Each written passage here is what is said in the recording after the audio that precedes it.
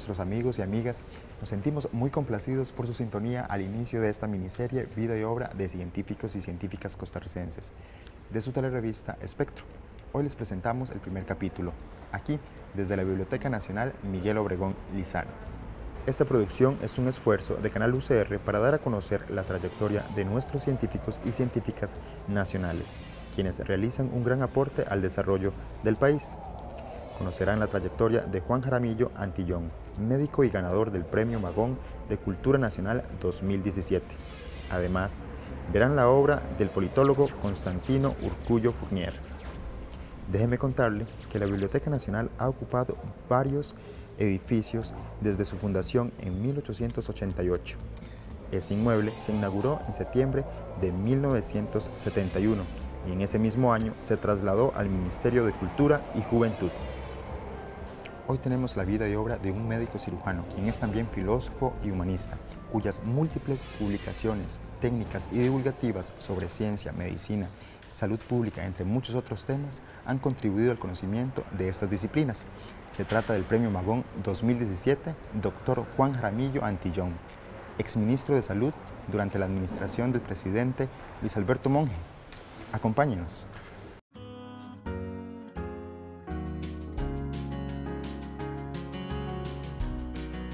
El doctor Juan Jaramillo Antillón desarrolló gran parte de su vida junto al bisturí y el estetoscopio, dos instrumentos indispensables para un médico cirujano. Su carrera fue brillante. Sin embargo, él fue más allá. Siempre transfirió sus conocimientos como profesor universitario de la Escuela de Medicina de la Universidad de Costa Rica. Sus 34 libros, 36 ensayos, 80 artículos en revistas médicas o de salud nacionales y extranjeras dan cuenta de su interés por ofrecer información a muchos públicos. ¿Cuántas publicaciones he realizado yo? Bueno, yo dejé de anotarlas en el 2010, desde el 2010, excepto los libros que he publicado, varios libros. Tengo 35 libros publicados, 36 ya. Y estoy por el 37, que se llama Los límites del ser humano.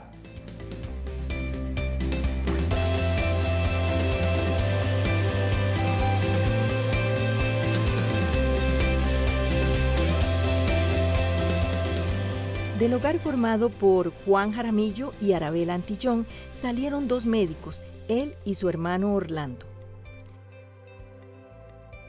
Regresó a Costa Rica en 1959, después de haber concluido su carrera de medicina en la Universidad Nacional Autónoma de México con una mención honorífica. En 1961 realizó el internado en el Hospital Rafael Ángel Calderón Guardia, lugar donde desarrollaría su más importante labor como cirujano. En primer lugar, las primeras investigaciones que realicé fueron en unión con el doctor Eric Mora Morales, endocrinólogo, sobre las patologías tiroideas que teníamos en Costa Rica. Fue la primera vez que en Costa Rica se hizo un estudio tan amplio de las enfermedades tiroideas y de la patología cancerosa y de la patología no cancerosa. Don Juan Jaramillo formó grandes vínculos profesionales y relaciones humanas en el Hospital Calderón. Uno de ellos fue el actual jefe de cirugía, quien tuvo una curiosa anécdota con el doctor Jaramillo. Cuando él regresa y se reincorpora al hospital, acabando su periodo de ministro, vine a poner mi puesto de jefatura a su disposición, lo cual me indicó que me mantuviera siempre en ese puesto y que continuábamos trabajando de la misma manera. Como 2 meses después, por cuestiones muy personales, me identifica como el hijo de aquel amigo suyo que ya mi padre había fallecido, por ciertos gestos o ademanes que heredé de mi padre. Y ahí me recibí una regañada de cómo no le había informado que yo era hijo de aquel amigo de él. Él es un ser extraordinariamente humano, con un gran corazón, un carácter fuerte. Tal vez algunos lo consideran difícil, y es todo lo contrario. Él, dentro de ese carácter fuerte, esconde un gran corazón con muchísima generosidad, un gran don de enseñanza y un gran ser humano. El doctor Jaramillo ha sido galardonado con premios y reconocimientos muy diversos. Uno de ellos fue por sus trabajos para mejorar la calidad de la enseñanza de la medicina en Costa Rica. Entonces, me otorgaron un premio, que era la primera vez que se lo daba a un médico fuera del país, fuera de Estados Unidos. A mí, por ese tipo de trabajo que yo he hecho, que se llama la Asociación Médica, ahí está el premio, ahí están. La Asociación de Escuelas de Medicina de los Estados Unidos y Canadá le otorga a usted un premio a la excelencia de la educación médica en América, no en América Latina, en América, por los esfuerzos que ha hecho para mejorar la calidad de la enseñanza del país. Él fue un excelente cirujano de tubo digestivo, excelente, introdujo parte de la endoscopía digestiva desde el punto de vista quirúrgico en este hospital, aparte que es un visionario en la parte de la salud pública, tan así que fue ministro de salud, y en todo lo que conlleva la enseñanza, básicamente en cirugía general y todas sus ramificaciones, fue un pionero en muchas de ellas y un gran maestro.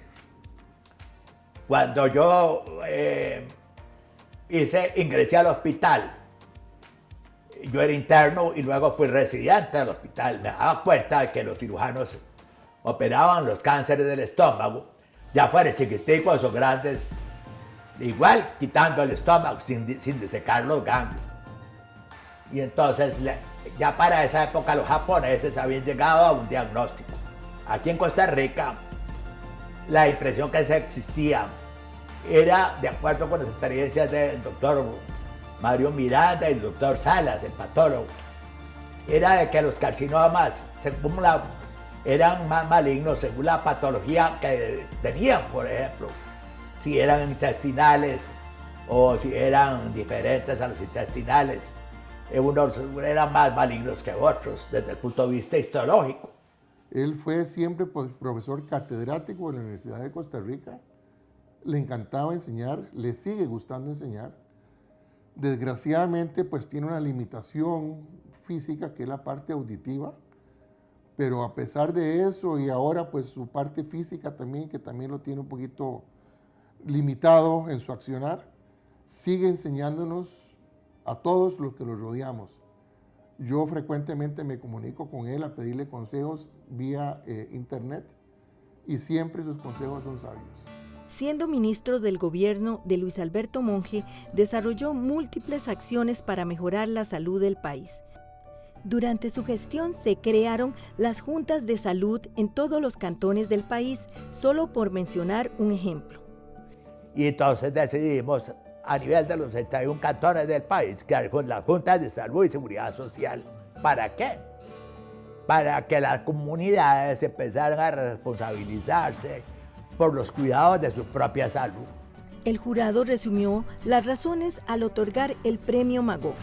Por ser un pensador que ha construido su reflexión humanística a partir de la ciencia, su trabajo multifacético, visionario y comprometido se plasma en múltiples publicaciones, tanto de carácter técnico como sobre todo de naturaleza divulgativa y educativa. Dice que su mejor premio ha sido su familia, su esposa Mabel Borges, con quien tuvo 4 hijos. Uno de película. Continuamos desde la Biblioteca Nacional y queremos invitarles a que se acerquen a explorar las múltiples actividades y materiales en exposición. Nos vamos a una pausa, pero en breve continuamos con más de este programa Vida y obra de científicos y científicas costarricenses en la telerevista Espectro. Gracias por su sintonía. En 1890 fue nombrado como director don Miguel Obregón Lizano, quien logra abrir en un local cerca del mercado de abastos la Biblioteca Nacional. Ese mismo año, Obregón también estableció las bibliotecas públicas de Alajuela, Heredia y Cartago y redactó el primer reglamento de bibliotecas. Como reconocimiento a la labor de más de 17 años, la Biblioteca Nacional de Costa Rica lleva su nombre.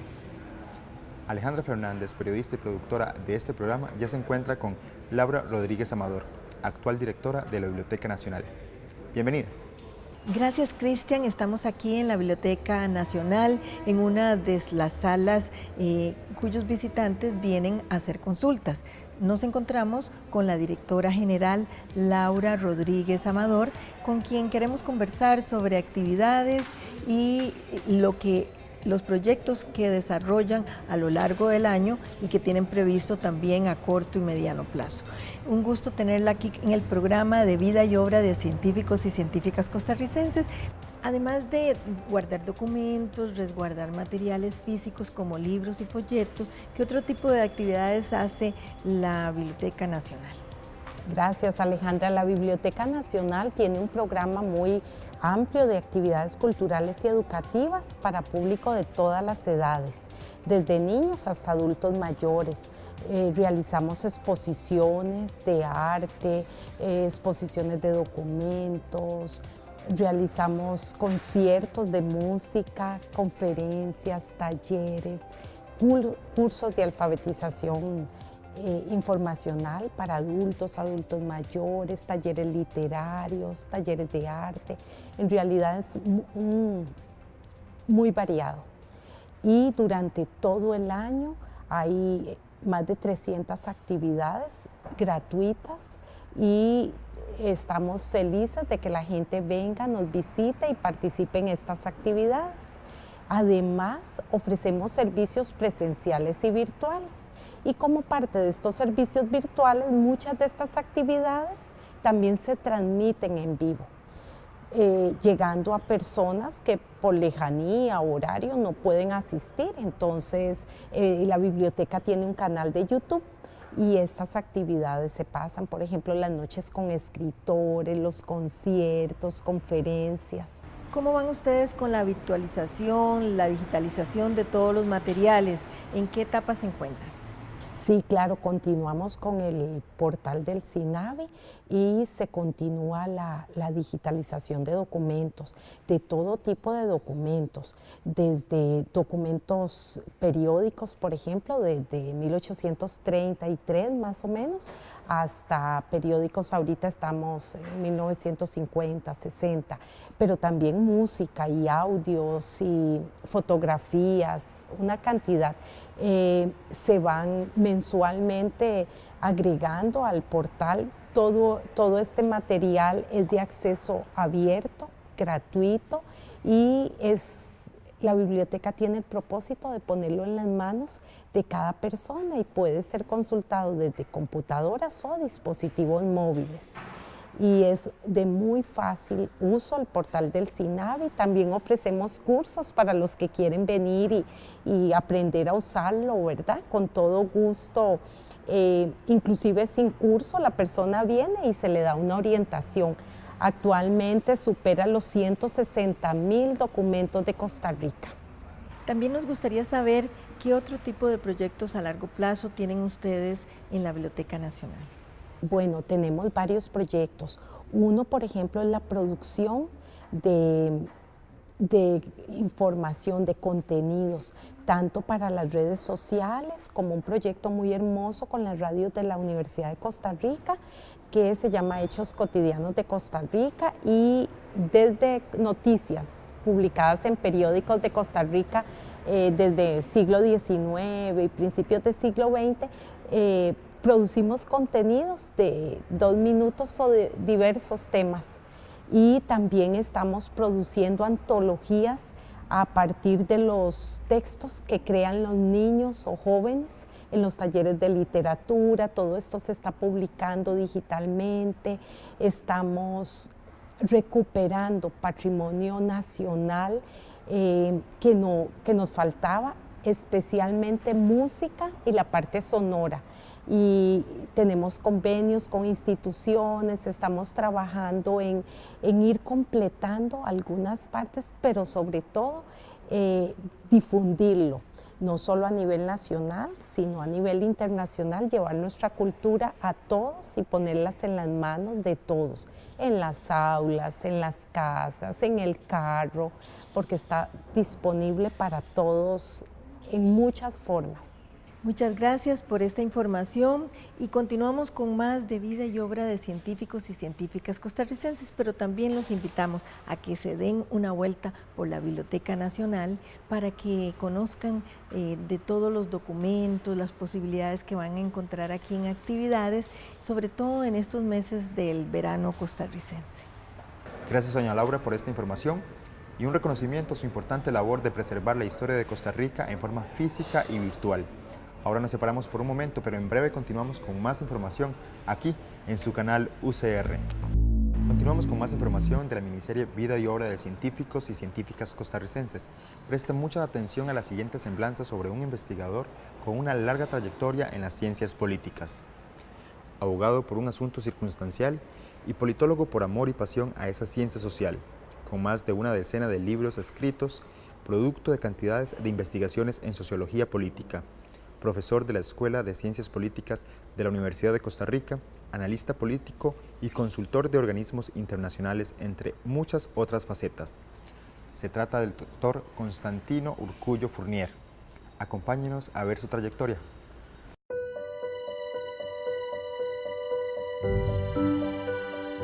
Yo diría que me marcó profundamente el hecho de que mi padre era nicaragüense y tuvo que salir de Nicaragua perseguido por Somoza, porque lo iban a matar. Entonces, eso me hizo a mí, desde muy niño, reflexionar sobre dos cosas, y eso me llevó a la ciencia política. Uno, la dictadura, y otro, la democracia.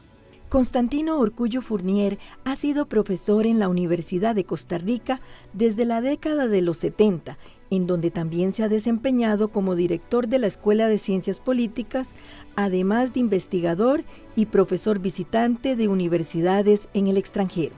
Mi padre, un día yo le pregunté, ¿por qué te viniste acá?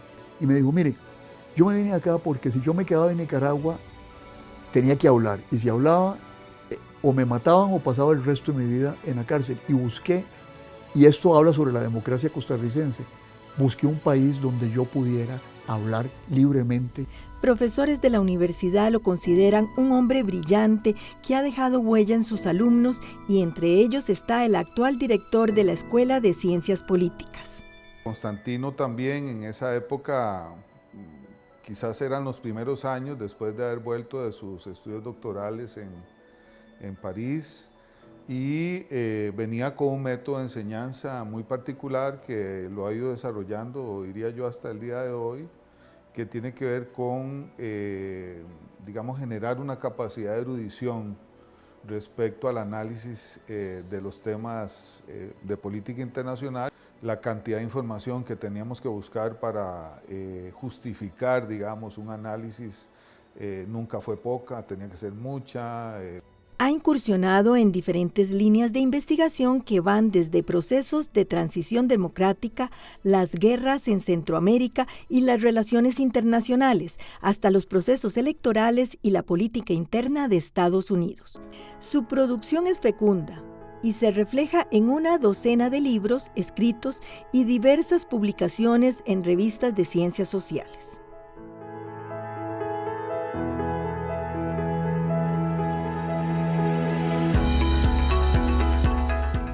Yo diría que lo que me influenció a ese chiquillo de 16 años fue, bueno, sacerdotes y curas que tomaron conciencia de la problemática social, la lectura de la doctrina social de la Iglesia, sobre todo de las doctrinas de Pablo VI, y luego empezar a estudiar filosofía, que es una materia que todos los jóvenes deberían estudiar, porque le enseñan a uno a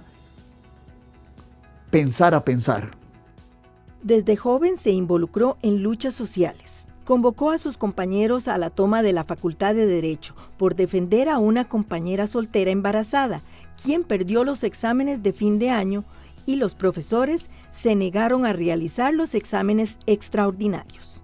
Fui casi 5 años representante de Derecho ante la FEURC. Fui director de un periódico que desapareció que tenía la FEURC, que era el periódico El Universitario,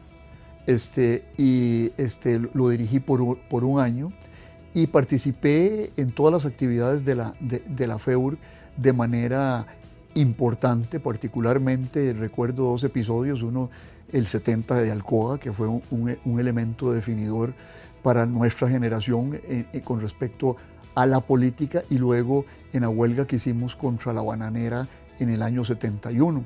En la actualidad, además de docente e investigador en la UCR, es el director académico del Centro de Investigación y Adiestramiento Político Administrativo, CIAPA. Me parece que Constantino fue de los primeros científicos sociales que empezó a hablar de la crisis de gobernabilidad en este país y a determinar los límites y la precariedad del régimen presidencialista costarricense. A mí no me cabe la menor duda que la pasión de él es la política internacional. Una etapa de las más importantes en su vida y que asegura le sirvió para aplicar su conocimiento fue su trabajo en el Instituto de Derechos Humanos, relacionado con un programa para incentivar el voto en Chile, con motivo del plebiscito de 1988, que marcó el fin de la dictadura de Pinochet. El objetivo oculto para muchos estaba en que la gente que no quería participar era antipinochetista. Y me tocó participar en eso durante 3 años, una experiencia extraordinaria. Mire, yo todavía, cuando lo recuerdo, se me salen un poco las lágrimas, porque me recuerdo el día posterior al plebiscito, que bajamos todos los de esa asociación a la Plaza Baquedano, la Plaza de Italia en Santiago, y había perdido el dictador.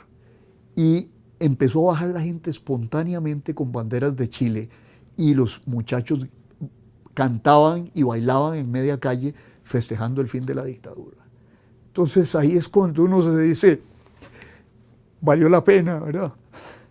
Valió la pena estudiar, valió la pena arriesgarse, porque eso fue arriesgado. Y yo le decía a uno de mis amigos, esa ha sido una de las veces que yo he visto desfilar la libertad en media calle.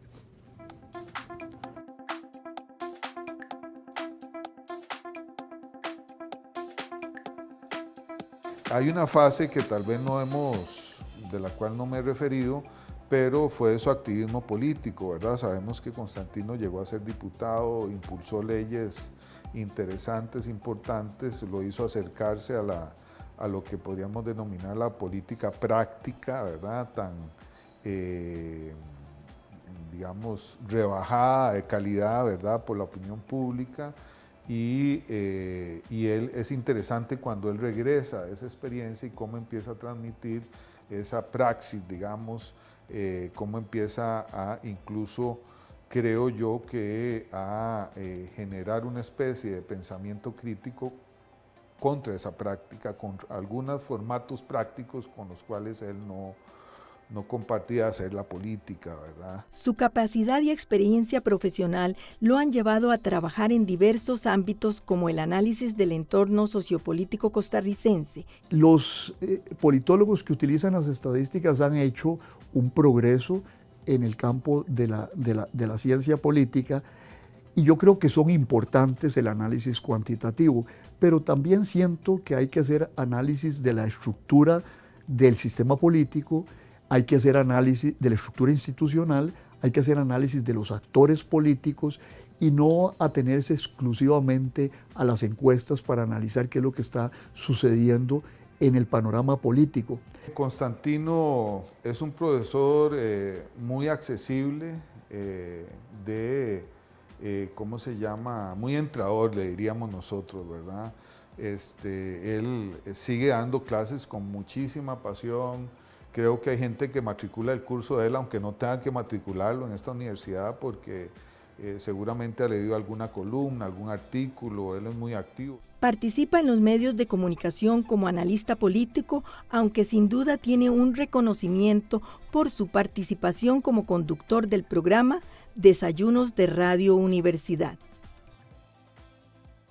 Y no se puede concluir sin mencionar 2 aspectos que le sucedieron en su madurez profesional y académica. Por un lado, la Embajada de Francia lo condecoró con el título de Caballero de la Orden de la Legión de Honor.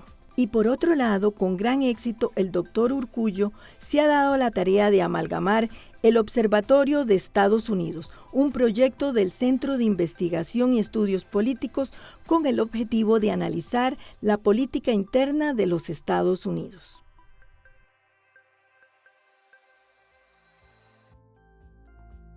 La Biblioteca Nacional cumple este año 130 años de su fundación. Felicidades a todos sus funcionarios y un agradecimiento especial a su directora, Laura Rodríguez. Con esta información llegamos al final de este programa. Nos vemos de nuevo los martes y domingos a esta misma hora. No se pierda el próximo capítulo de la miniserie Vida y obra de científicos y científicas costarricenses. Nos vemos. Hasta pronto.